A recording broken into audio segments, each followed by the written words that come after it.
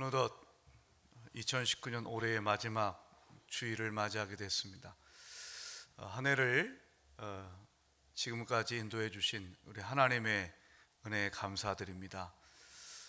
여러분 한 분 한 분도 오늘에 이르기까지 하나님께서 인도하여 주셔서 이곳 이 순간까지 이르는 줄 믿습니다. 에베네셀의 하나님을 찬양합니다. 그러나 돌이켜보면 또 사실 아쉽고 또 후회스럽고 또 원망스러운 그런 일도 있었으리라고 생각됩니다. 관련해서 저는 이 시간에 시를 하나 조금 읽어드리겠습니다. 홍영철이라는 시인이 쓴 그만턴 내일은 다 어디에 갔을까 라는 시입니다. 그때도 그랬다. 그때도 내일을 기다렸다. 내일이 오면 오늘보다 조금은 다른 무엇이 다가오지 않을까. 그렇게 그때도 기다렸다. 그러나 내일은 언제나 만나지지 않았다. 내일은 언제나 오늘이 되었고 오늘은 언제나 인내처럼 쓰고 상처처럼 아렸다.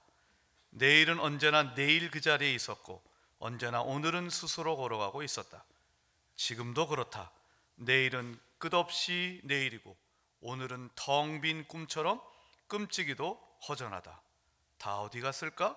그 많던 내일은. 시인이 이 시를 통해서 뭘 얘기했을지 제 나름대로 좀 느낀 거는 이렇게 한번 적용해 봤습니다. 1년 전에 우리가 새해를 맞이하면서 2019년 내 앞에 펼쳐진 2019년에 그 수많은 많은 365일의 내일, 거기에 우리는 소망을 걸고 내가 이런 일들이 이루어졌으면 좋겠어, 또 마음에 소원도 있었을 것입니다. 그것을 위해 무엇을 해야지 계획도 세우셨을 것입니다. 그런데 그 내일이 내가 원하는 내일이 되지 않고 여전히 우리는 텅 빈 꿈처럼 허전한 오늘을 맞이하고 있는 것입니다. 사람이 살다 보면 왜 후회스러운 일이 없겠습니까? 이렇게 한 해의 마지막 제주를 맞이하면, 한 해를 돌이켜보면 후회스러운 일이 있기 마련입니다. 그럼에도 불구하고 우리가 해야 될 첫 번째 일은 지금 이 순간까지 나의 나 된 것이 하나님의 은혜임을 고백하는 감사의 마음이 있기를 진심으로 바랍니다. 여러분, 지금까지 살아온 인생을 감사할 줄 모르면 앞으로 살아갈 인생을 감사하지 않는다는 말이 있습니다. 지금까지 나를 인도하신 하나님께 감사할 때 앞으로 하나님께서는 우리에게 감사할 일을 허락하여 주실 줄도 믿습니다. 또한 우리가 이런 감사를 뿐만 아니라 내가 지난 한 해를 돌이켜보면서 좀 후회스러운 일들을 다시금 내가 이런 일을 반복해서는 안 되겠다라고 하는 우리의 다짐, 또 오늘 말씀을 따지면 우리가 정말로 열심을 내어서 회개해야 될 것도 있는 줄 압니다. 회개 없는 내일은 없습니다. 회개 없이 새날은 오지 않습니다. 나의 과거를 되돌이켜 보지 않고 새로운 날을 맞이할 수는 없는 노릇입니다. 오늘 우리가 오늘 말씀을 통해서 하나님이 우리를 과연 무엇을 돌이켜보고 어떤 삶을 살기 원하시는지 함께 묵상할 수 있는 시간이 됐으면 좋겠습니다. 먼저 18절의 말씀을 다시 한번 읽어보도록 합시다. 18절의 말씀입니다. 시작. 내가 너를 권하노니 내게서 불로 연단한 금을 사서 부요하게 하고 흰옷을 사서 입어 벌거벗은 수치를 보이지 않게 하고 안약을 사서 눈에 발라 보게 하라. 아멘. 자, 오늘 말씀은 주님께서 이제 아시아에 있었던 7교회 가운데 라오디게아 교회에게 주신 말씀 가운데 일부분입니다. 근데 18절의 말씀을 보면 주님이 하시는 말씀은 딱 한 단어 하면 이겁니다. 사라. 뭔가를 사라고 말씀하십니다. 마치 예수님이 어떤 걸 파는 판매업자처럼 사라고 말씀하세요. 뭘 사라고 말씀하시니까 세 가지를 말씀하시죠. 첫째, 금을 사라. 두 번째, 옷을 사라. 세 번째, 안약을 사라. 이 세 가지를 사라고 얘기하십니다. 예수님이 라오디게아 교인들에게 이걸 사라라고 말씀하신 이유는 아마도 라오디게아 교인들이 사는 것에 굉장히 익숙해 있기 때문에 그럴 것 같습니다. 사람이 언제나 이제 살아가면 사고 파는 행위를 하지 않습니까? 상행위를 합니다. 때로는 생산자로, 판매자로, 때로는 소비자로 살아가게 돼 있죠. 그런데 라오디게아 교인들은 부자였어요. 17절을 보면 나는 부자라 부요하여 부족한 것이 없도다라고 말을 해요. 그러니까 자신들이 실제로 부자였던 것 같아요.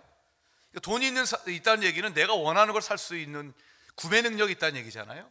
내가 원하는 것, 나에게 필요한 것, 그거 살 수 있는 능력이 있음을 얘기합니다. 그게 이제 부유하다는 뜻의 의미죠. 그래서 그런 사는 것에 익숙한 라오디게아 교인들에게 이제 너희가 무엇을 샀는지 한번 가만히 돌이켜보고 정말로 사야 될 게 무엇인지 잘 한번 곰곰이 생각해봐. 그런 의미인 거예요. 여러분, 사람은 살아가면서 쓰기 마련입니다. 뭔가를 사기 마련이죠. 제가 한번 이런 질문 드려볼게요. 여러분, 올 한 해 뭘 사셨습니까? 산 게 한두 가지가 아니죠, 사실은. 저도 이 말씀을 가지고 한번 돌이켜봤어요. 내가 올해 뭘 샀지? 그래서 저는 이제 현금보다는 주로 이제 카드를 많이 씁니다. 그래서 제가 이제 갖고 있는 카드의 홈페이지에 들어가가지고 지출 내역을 한번 봤어요. 내가 뭘 샀나? 최근 6개월 거만 보여준다 그래서 7월부터 12월 거까지만 좀 봤어요. 근데 되게 비슷하죠. 그 카드를 가지고 뭘 썼나 보니까 음식점에 가서 밥 먹는 데 사용하고, 또 아파서 병원 가서 병원비 내내 쓰고, 또 어디 놀러 가서, 예를 들어서 제가 가을에 한번 단풍 구경 가러 화담숲 갔거든요. 그 입장 내내 쓰고 이런 데 썼어요. 우리가 아마 이런 데 보통 이 자리에 계신 분들이 뭐 일상적으로 그렇게 먹는데, 아픈데 치료하는 거, 어디 놀러 가는 거 이런 데 사용하지 않을까 생각합니다. 근데 이제 저는 이제 또 목사이기 때문에 설교를 많이 하잖아요. 그래서 이제 제가 사는 것 가운데 책을 좀 많이 사는 편입니다. 일주일에 한 평균 한 2권 정도 삽니다. 그러니까 올해 한 100권 정도 산 셈이 되겠죠. 그러니까 내가 뭘 사느냐, 나의 소비 행태가 내 인생이 어떤 모습이냐를 보여줍니다. 사람이 돈을 버는 것도 뭔가를 사기 위해서입니다. 필요해서, 원해서, 그래서 우리가 삽니다. 그래서 우리가 돈을 버는 겁니다. 그러니까 돈을 어디에 지출하느냐가 나를 보여줍니다. 예수님이 바로 그런 것을 가지고 우리에게 말씀하시는 거예요. 라오디게아 교인들이 돈이 있다고 명품 사고 아마 여러 가지 일들을 했을 거예요, 우리처럼. 그런데 예수님께서 정작 우리 라오디게아 교인들에게 말씀하시는 바 정말 구입해야 될 것이 있다라고 얘기를 해요. 그 3가지가 무엇일까? 첫 번째, 불로 연단한 금이랍니다. 여러분, 금은 부의 상징입니다. 나라도 이 금을 보관하고 보유하고 있지 않습니까? 그리고 이제 돈이 있으면 정말 골드바 뭐 이런 거 좀 사는 사람들도 많이 있다고 들었습니다. 돈이 있는 사람들은 그렇게 사지요. 재산 증식에 또 좋은 수단이라고 들었습니다. 그러니까 이 금이라고 하는 것이 상징적으로 우리가 이 세상에서 꼭 살아가는 데 필요한 부, 먹고 살아가는 데 필요하고, 또 자신이 정말 떵떵거리고 면면서 살아가고 싶고 정말 남부럽지않게 살아가기 위해서 우리는 부를 축적합니다. 그걸 상징하는 게 금이에요. 우리는 그것을 다 원해요. 근데 정말 주님이 원하시는 금이 있어요. 어떤 금일까요? 불로 연단한 금이래요. 그게 금 무엇을 의미할까요? 불로 연단한 금이라고 하는 것은, 불로 연단했다고 하는 이 말은 불순물을 제거했다는 의미입니다. 금이라고 하는 것이 우리를 부욕해 해주는 부의 상징이라고 말씀드렸습니다. 근데 정작 우리를 주님께서 원하시는, 우리가 부유하게 되기를 원하는 것은 무엇인가? 불순물이 제거된 순수한 믿음을 가짐으로 말미암아 우리의 영혼이 부유하게 되기를 원하십니다. 여러분, 주님은 우리가 부유하기를 원하세요. 근데 어떤 부유인가가 중요한 것입니다. 우리가 세상을 살아갈 때에 부가 필요하지만, 돈이 필요하지만, 정말 주님께서 원하시는 우리의 부유함은 어떤 것인가? 모든 불순물이 제거돼서 오직 순결한 믿음으로 주님만을 사랑하는 그 믿음을 우리가 가질 때 정작 우리가 부유하게 될 수 있음을 주님 말씀하십니다. 여러분, 여러분의 믿음은 순결하고 순수하십니까? 우리가 살아가다 보면 고난과 시련을 겪을 때가 있습니다. 근데 고난과 시련이 갖고 있는 아주 긍정적인 작용이 있습니다. 그것은 무엇인가 하면 정말 군더더기가 무엇이고 정말 정작 필요한 것이 무엇인가를 판별할 수 있는 좋은 시간이 됩니다. 만약에 여러분 제가 말기암을 걸렸다라고 하면 제가 어떻게 할까요? 정말 내 욕심이 줄어들 거예요. 오직 나는 건강하길 바랄 거예요. 병이 치유되기를 원할 거예요. 병이 치유될 수 없다면 조금이라도 조금 더 살기를 원할 거예요. 그런 우리의 바람이 바로 이 시련이라는 걸 통해서 우리가 정작 필요한 것이 무엇인가를 깨닫게 해줍니다. 시련은 우리를 정화시켜 줍니다. 군더더기를 제거해 줍니다. 여러분, 우리 말에 고생은 사서한다라고 하는 말이 있습니다. 고생을 사서라도 해라 얘기합니다. 이 고생이 갖고 있는 긍정적인 가치를 얘기하는 것이죠. 오늘 예수님께서 말씀하시는 바 불로 연단한 금을 사라고 하는 이 말씀의 의미가 뭘까 하면 우리의 삶에 닥치는 시련이 있고 어려움이 있고 이런 모든 것들을 통해서 주님은 우리가 순수한 믿음을 가질 것을 원하신다고 하는 것입니다. 베드로전서 1장 6절과 7절은 우리의 오늘 말씀을 좀 더 자세하게 얘기해 줍니다. 한번 자막을 통해서 한번 같이 읽어봅시다. 베드로전서 1장 6절과 7절입니다. 시작. 그러므로 너희가 이제 여러 가지 시험으로 말미암아 잠깐 근심하게 되지 않을 수 없으나 오히려 크게 기뻐하는도다. 너희 믿음의 확실함은 불로 연단하여도 없어질 금보다 더 귀하여 예수 그리스도께서 나타나실 때에 칭찬과 영광과 존귀를 얻게 할 것이니라. 지금 이제 베드로가 당시 성도들에게 편지를 쓴 거예요. 근데 그 성도들이 여러 가지 시련을 당하고 있어요. 살다 보면 한 가지 시련이 오고 그걸 해결한 다음에 좀 평온한 시간을 지내고 또 다른 시련이 찾아오고 그러면 좋으련만 때로는 여러 가지 시련이 동시에 찾아올 때가 있죠. 누구 아픈데 나뿐만 아니라 가족이 많이 아파. 또 경제적으로도 어려워져. 여러 가지가 동시에 올 때도 있어요. 그럼 근심할 수밖에 없죠. 지금 베드로전서의 독자들이 바로 그랬어요. 그래서 그들이 여러 가지 시험으로 말미암아 근심하게 될 수밖에 없었어요. 그런데 여러분, 여기에 신앙의 위대한 힘이 있습니다. 베드로가 말합니다. 그런 여러 가지 시험을 당해서 여러분들이 잠깐 근심하지만 그 다음 말씀, 오히려 크게 기뻐하도다. 한번 절 따라합시다. 오히려 크게 기뻐하도다. 신앙의 힘은 여기에 있습니다. 시련이 있지만, 그래서 잠시 근심할 수 있지만 그 근심은 잠깐이고, 그러나 하나님이 우리에게 베푸실 은혜는 너무나 더 크고 놀라운 줄 믿습니다. 왜 우리가 그런 시련을 당해도 크게 기뻐할 수 있는가? 그 이유는 우리가 그 시련을 통해서 불로 연단한 것처럼 든든한 단단한 믿음을 가질 수 있기 때문에 그렇습니다. 하나님이 원하시는 바, 정말로 우리가 추구하고 얻어야 될 것은 무엇인가? 그것은 우리의 든든한 믿음, 단단한 믿음, 그리고 순결한 믿음이라는 것입니다. 그 믿음이 있으면 어떤 상황 가운데서도 크게 기뻐하고 하나님이 주시는 영광과 존귀를, 칭찬을 얻게 될 줄 믿습니다. 여러분, 신앙의 성도들은 덧셈하고 뺄셈을 잘 하셔야 됩니다. 덧셈과 뺄셈을 잘 하셔야 됩니다. 특별히 뺄셈을 잘 하셔야 됩니다. 왜 뺄셈을 잘 하는가? 믿는 사람들은요, 자기를 비워서 군더더기를 제거해서 자기를 죽이고 자기를 부인함으로 하나님이 주시는 더 많은 것을 얻는 사람들입니다. 세상은 더 많은 것을 얻음으로써 행복하려고 그래요. 그러나 더 많은 것을 가짐으로써 행복하려고 하는 것이 실패이고 결탄코 우리를 행복하게 해줄 수 없다는 것은 우리가 살아봐서 압니다. 그 많은 재물들이 우리에게 기쁨을 줄 수 있지만 잠깐 기쁨을 줍니다.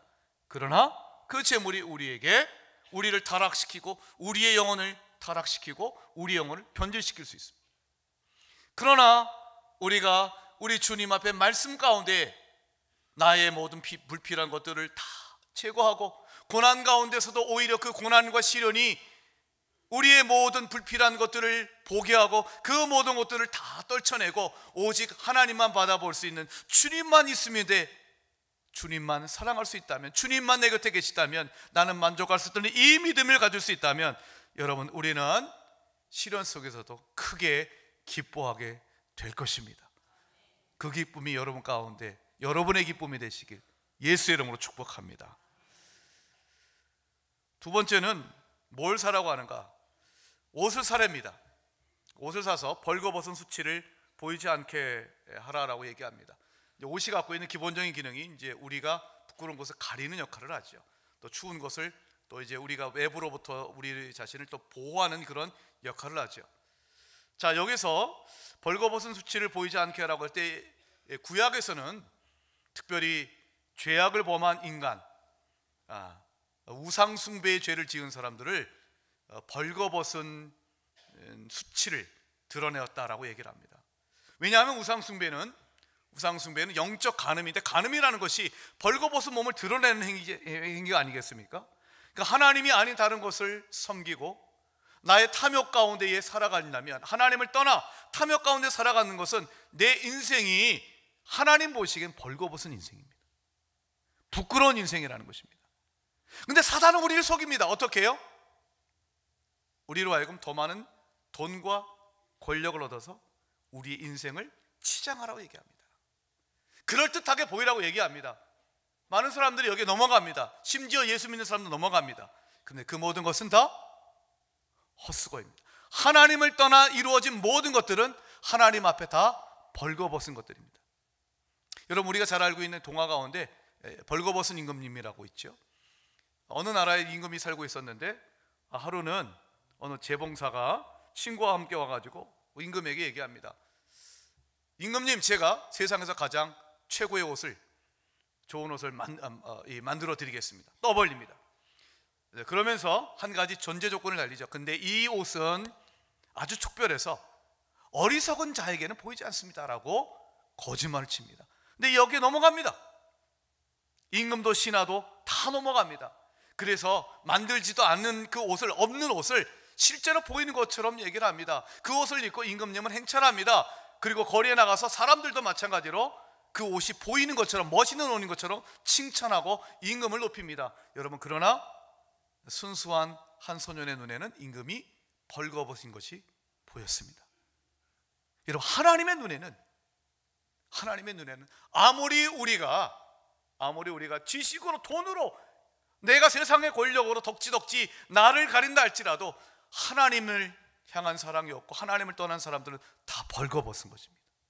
부끄러운 것입니다. 여러분, 아담과 하와가 범죄한 이후에 그들은 무화과 나무 잎을 엮어가지고 치마를 만들어 입었다고 했습니다. 그러나 그것은 미봉책입니다. 우리 하나님은 범죄한 그들을 에덴 동산에서 내보내시면서 가죽옷을 입히셨습니다. 가죽옷. 가죽이 뭡니까? 가죽옷을 입혔다는 얘기는 한 동물이 희생되었음을 얘기합니다.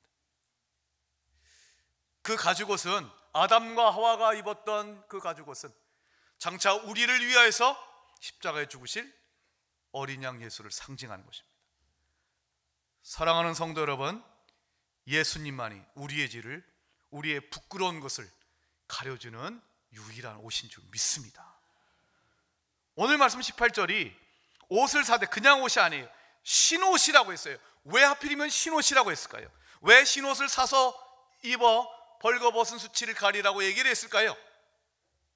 왜 옷이 그냥 옷이면 안 됩니까? 신옷이라고 한 이유가 있습니다.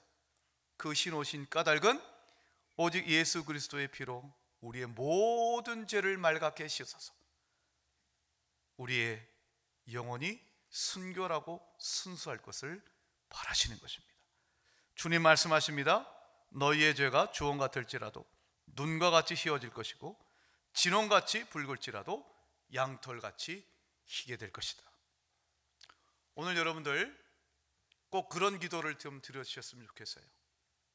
하나님, 지난 한 해 동안 살아오면서 제가 이 1년 동안 이 인생을 살아오면서 덕지덕지 묻은 내 영혼에 내 인생에 묻은 때들이 있습니다.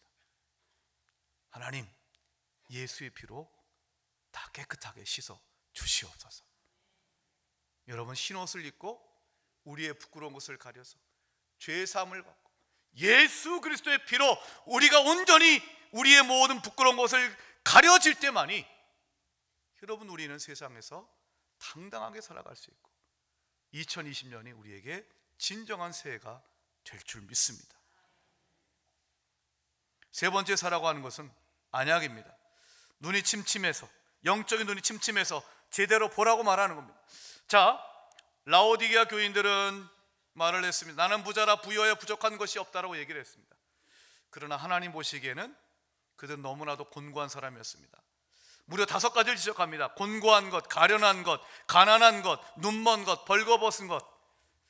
라오디게아 교인들이 그렇게 영적으로 결핍되고 신앙적으로 부족한 것이 투성임에도 불구하고 그들은 보지 못했어요. 여러분, 그걸 아셔야 됩니다. 내가 갖고 있는 것, 내가 많이 갖고 있는 것, 남보다 더 갖고 있는 것이 내가 나 자신을 바라보지 못하게 하는 방해물이 될 수 있습니다. 박사들은요, 어떤 특정의 박사는요, 그 지식 때문에 자신의 눈이 제한되는 것을 모릅니다. 특정 부분에 있어서는 자기는 알겠죠. 그러나 그 지식이 더 많은 것을 바라보고 다른 사람들의 말에 귀를 기울이는데 방해물이 될 수 있다는 것입니다. 내가 갖고 있는 재물도, 내가 편안한 삶을 살아가는 것도 여러분, 나의 영적인 결핍을 바라보지 못하게 하는 장애물이 될 수가 있어요. 중요한 것은 무엇인가? 가치 기준을 여러분들이 새롭게 세우셔야 됩니다. 내가 세상에서 돈 나름대로 벌고 자식들 무탈하고 이렇게 살아가는 것만으로 만족한다면 여러분들의 영적으로 힘들고 곤핍하고 가난하고 그리고 영적으로 눈이 먼다 할지라도 그것을 신경 쓰지 않습니다. 그러나 내가 정말로 바라는 것이 하나님 앞에서 나의 믿음이고 주님이 인정하시는 삶이 되고자 할 때는 내가 영적인 눈이 띄어지길 바라는 것입니다. 이 시간 여러분의 인생의 그 모든 것이 어떤 것이든, 부자든 가난하든 시련이 있든 평안하든 우리의 믿음의 눈이 띄어져서 하나님 보시기에 아름답고 건강한 인생이 되시길 예수의 이름으로 축복합니다. 마지막으로 네 번째, 오늘 말씀 20절입니다. 우리 한번 20절을 같이 한번 읽어보도록 하죠. 함께 읽겠습니다. 시작. 볼지어다 내가 문 밖에 서서 두드리노니 누구든지 내 음성을 듣고 문을 열면 내가 그에게로 들어가 그와 더불어 먹고 그는 나와 더불어 먹으리라. 자, 이 라오디게아 교인들에게 하신 이 3장 20절의 말씀은 아마 교회에 다니시는 분들에게 가장 익숙한 말씀 가운데 하나일 거예요. 이 말씀을 가만히 보면 예수님이 지금 문 밖에서 두드린대요. 이거는 청각적인 거죠. 그런데 두드리는 소리, 주님의 음성이 분명히 있음에도 불구하고 지금 라오디게아 교인들은 듣지 못하는 거예요. 라오디게아 교인들은 영적인 눈도 침침했어요. 근데 그들은 영적으로 귀도 잘 들리지 않았어요. 그것이 문제였어요. 자, 오늘 3장 20절의 말씀을 가지고 그린 그림이 있습니다. 한번 자막을 한번 보시겠습니다. 저 그림 보셨어요? 네, 저 그림은 홀만 헌터라고 하는 화가 그린 그림인데, 세상의 빛이라고 하는 1854년에 그린 그림인데 바로 3장 20절을 그림으로 표현한 것입니다. 저 그림을 잘 못 보셨다면 다음 그림을 아마 보신 적이 있으실 거예요. 이 그림은 보신 적 있으시죠? 고개를 끄덕고 하시는 분이 많이 계시는군요. 이제 저 그림은 저게 이제 원작은 아니고요. 조금 전에 먼저 보여드렸던 그 그림을 좀 이렇게 좀 변형해서 그린 그림이에요. 자, 첫 번째 그림은 다시 넘어가겠습니다. 자, 가만히 보시면 분위기가 어떻습니까? 좀 어둡지요? 조금 음침하기도 하지 않습니까? 근데 예수님의 저 모습을 가만히 보면 예수님이 붉은색 망토를 입으셨어요. 저게 무엇일까? 대제사장 되심을 표현하기도 하고 왕 되심을 표현하기도 합니다. 또 지금 왕관을 쓰고 계십니다. 왕이란 뜻입니다. 왕이신 주님이십니다. 등불을 갖고 있습니다. 빛 대신 주님을 의미합니다. 그런데 주변을 가만히 보시면 뒷배경은 어둡습니다. 뿐만 아니라 문 앞에 보면 이 잡초가 여기저기 자라고 있고 덩굴이 문을 일부 가리고 덮고 있음을 볼 수가 있습니다. 자, 저거는 하루 이틀 있는 것이 아니라 제법 오랜 시간이 경과되었음을 보여줍니다. 저런 걸 보면 한번 싹 다 한번 갈아보고 싶은 마음이 생기죠. 예. 근데 여러분, 주님께서 지금 문을 두드리고 계세요. 보통 저 그림을 보통 우리가 이야기할 때 이렇게 얘기합니다. 볼지어다 내가 문 밖에 서서 문을 두드리고 있다 라고 하는 이 말씀, 3장 20절의 말씀을 예수 아직 믿고 있지 않은 불신자들에게 주님은 찾아가셔서 문을 두드리고 있다. 그러니까 예수님을 영접하고 믿어라 라고 하는 것을 말씀으로 받아들입니다.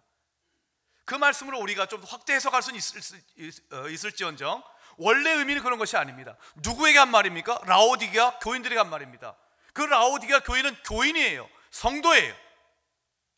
그런데 문제가 무엇이었습니까? 자기를 파악하지 못해요. 옛날에 유행했던 말, 주제 파악을 못해요. 돈 있고 나는 부유하다, 아무런 부족함이 없다라고 얘기를 해요. 그러나 주님 보시기에는 주님을 문 밖에 두고 있는 것이었습니다. 하루 이틀이 아니었습니다. 교회 생활 10년, 20년, 30년 했다 하고 한들 여러분 내 삶 가운데서 정말 주님이 내 인생의 모든 부분을 주관하시는 진정으로 왕이신 주님으로 나를 다스리고 계신가? 아니면 불신자와 마찬가지로 주님이 여전히 문 밖에서 내 문을 두드리고 계신가? 돌이켜 보셔야 됩니다. 여러분의 주님은 지금 어디에 계십니까? 문 밖에 계십니까? 아니면 문 밖은 아니더라 할지라도 내 문 안에 현관에 계십니까? 현관이 아니라면 거실에 계십니까? 아니면 내 마음의 집에 모든 방을 주님 앞에 다 내어드렸습니까? 여러분, 우리가 예수님을 믿는 그 순간 내 인생을 주님 앞에 명의 이전하는 겁니다. 주님이 주인이 되시는 것입니다. 그렇지 않고 주님을 문 밖에 세워두거나 아니면 그 주님을 현관에 서 계시도록 한다면 우리의 인생은 공허하고 참된 기쁨이 없습니다. 그러나 지금이라도 주님께서 우리의 마음 문을 두드리고 계시고 그 주님의 음성을 듣고 내 마음을 활짝 열어서 주님, 내 마음을 활짝 엽니다. 이제 들어와 나를 다스려 주시옵소서.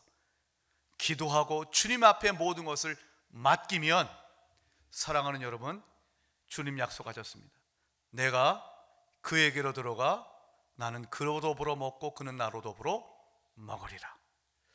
성경에서는 하나님께서 우리와 가장 친근하고 우리와 관계가 회복되고 주님과 우리의 관계에 기쁨이 넘치는 관계를 같은 식탁에서 밥을 먹는 것으로 얘기합니다. 여러분, 출애굽기를 보면은 하나님께서 이스라엘 백성들과 시내산 앞에서 언약을 체결하십니다. 그리고 70명의 장로를 불러 시내산에 오르게 하죠. 우리 하나님께서는 그들과 식탁을 먹고 마시게 하셨습니다. 예수님께서는 이 땅에 오셔서 세리와 죄인들과 식탁의 교제를 나누셨습니다. 이 모든 식탁의 교제는 무엇을 상징하는가? 회복된 관계, 주님과 주님이 주시는 기쁨의 회복을 의미하는 것입니다. 여러분, 마음이 공허하십니까? 여러분, 하는 일 되지 않아서 마음에 쓰라리십니까? 그러나 여러분, 우리가 무엇보다도 기억해야 될 것은 주님을 문 밖에 세워둔 채, 주님을 기껏해 현관문에 둔 채로 내가 아무리 잘 된다고 한들, 나는 부자여 부유하여서 부족한 것이 없다라고 말한들 진정한 기쁨은 있을 수 없습니다. 그 주님이 내 마음 가운데 깊숙이 들어오셔서 내 마음의 모든 방을 다 차지하시고 주관하시고 그 내 인생의 곳곳마다 나의 주님으로 계실 때만이 우리는 참된 기쁨이 넘치게 될 줄 믿습니다. 그 주님이 주시는 기쁨으로 충만한 여러분 되시길 주의 이름으로 축복합니다. 설교를 마치면서 지난주에 있었던 한 감동을 좀 전해드리고 싶습니다. 아마 뉴스를 통해서 아마 들으셨겠지만 대구에서 공무원을 하고 계신 김영익 씨라고 하는 분이 계십니다. 올해 41살인데 이분이 아너소사이어티는 기부금 1억이 넘는 분들을 가입된 곳을 얘기합니다. 이분이 5년 동안 분할 기부를 할 것을 약속했습니다. 5년 동안 내가 1억을 기부하겠다.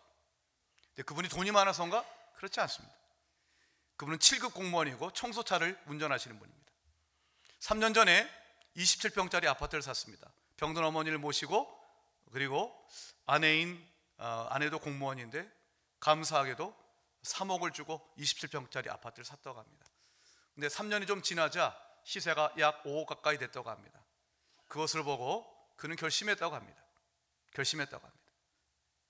자, 이 시세 차익 소위 2억 가운데 1억은 누군가를 돕는 데 좀 썼으면 좋겠다.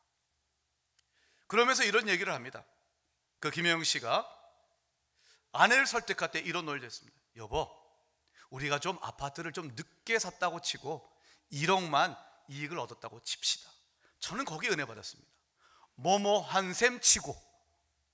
여러분, 옛날에 저축을 잘했던 어떤 분이 있습니다. 그분은 이렇게 얘기했습니다. 먹고 싶은 게 왜 없었겠습니까? 왜 가지고 싶은 게 없었겠습니까? 그런데 그분은 얘기합니다. 먹은 셈 치고 가진 셈 치고, 그런 절제와 근검 절약을 통해서 그는 저축을 했습니다. 이분은 마찬가지입니다. 뭐뭐한 셈 치고 자신의 절제를 통하여서 그렇게 자신의 삶은 자전거로 출퇴근하고, 그리고 이 음료수도 함부로 사 먹지 않을 만큼 근검절약한 삶을 살지만 기꺼이 자신이 받게 되었던 그 이익 가운데의 절반을 뚝 떼어서 사회에 환원하는 아름다운 모습을 보여주었습니다. 반면에 우리는 지난주에 대그룹의 가족들이 누나가 동생을 비난하고 아들이 어머니하고 싸우는 모습을 보았습니다. 그들은 부자입니다. 부여하여 부족한 것이 없습니다. 그러나 우리는 그들을 자랑스러워하지 않습니다.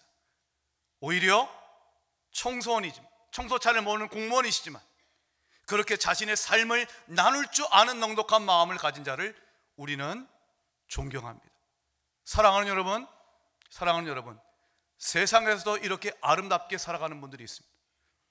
더 많은 것을 가지고 더 많은 것을 움켜쥐겠다라고 살아가는 것이 아니라, 내가 비록 어렵고 힘들고 내가 비록 시련을 당해도 순결한 믿음을 갖고 주께서 주님의 보혈로 나의 모든 죄를 용서하셨고 하나님의 말씀 가운데 내가 정말 어떻게 살아가는지를 바로 직시하며 그 주님을 온전히 나의 왕으로 모셔드려서 그 주님과 함께 동행하고 그 주님과 함께 먹고 살아가며 그 주님의 보호하심과 인도하심 가운데 살아가는 기쁨이 있다면 우리는 진정한 행복한 사람인 줄 믿습니다.